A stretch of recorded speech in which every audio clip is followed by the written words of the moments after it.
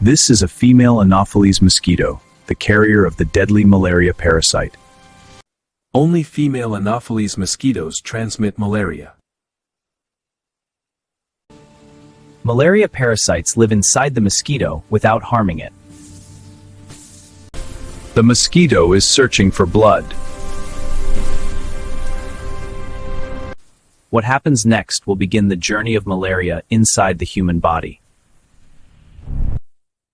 The mosquito has found a blood vessel beneath the skin. This needle-like organ is called the proboscis.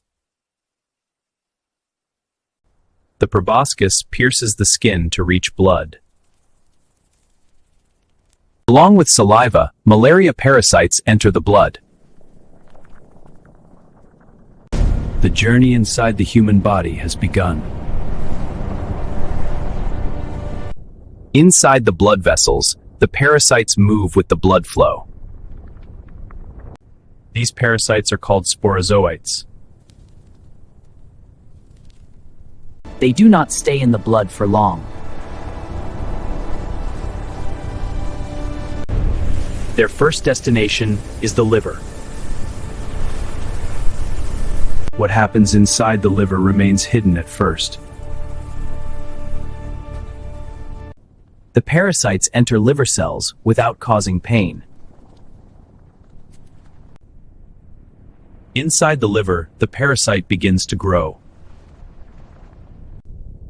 One parasite multiplies into thousands. At this stage, the person feels completely normal. But the silence will not last. The parasites now leave the liver and enter the bloodstream. This is when malaria truly begins. The parasites attack red blood cells. Inside these cells, the parasite grows again. Soon, the body will feel the effects.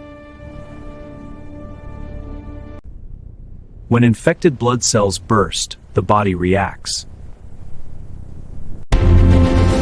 This reaction causes high fever. Chills follow as the body struggles to regain balance. These symptoms return again and again in cycles. And the cycle can spread to others. When a mosquito bites an infected person, it takes the parasites with the blood. Inside the mosquito, the parasite continues its life cycle. The parasite moves to the mosquito's salivary glands. Now the mosquito is ready to infect another person. Malaria spreads when a mosquito bites an infected person and then bites a healthy one.